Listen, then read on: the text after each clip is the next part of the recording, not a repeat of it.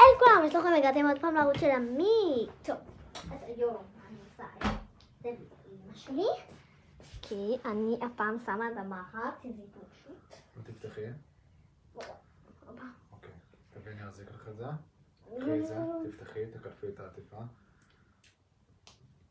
אוקיי, עכשיו, ישר, בדיוק ככה ישר. זהו, תסובבי.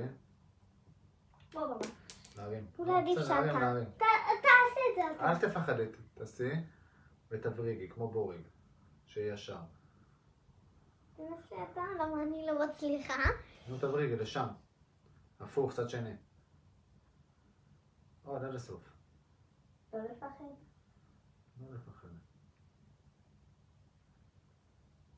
אז אולי כן צד שני? תנסי צד שני. כן, יופי, עד הסוף. יופי, תוציאי. את זה? תוציאי גם את זה. תוציאי גם את השני. יופי, שימי בצד. איפה? פה, בצד. יופי. עכשיו, קחי את זה. תחתי את עצמך במקום. המקום אז בעצם פה בערך. כאן הבא? כן. אבל יותר באחור.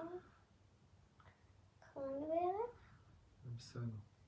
כאן את כל מה שעשו. לא צריך את הכל. ואז בגלל שאמא שלי לא פה, אני אבחר בובה. ויביא יד ב90 מעלות. יאללה, בואי. נו, תביא לי את היד.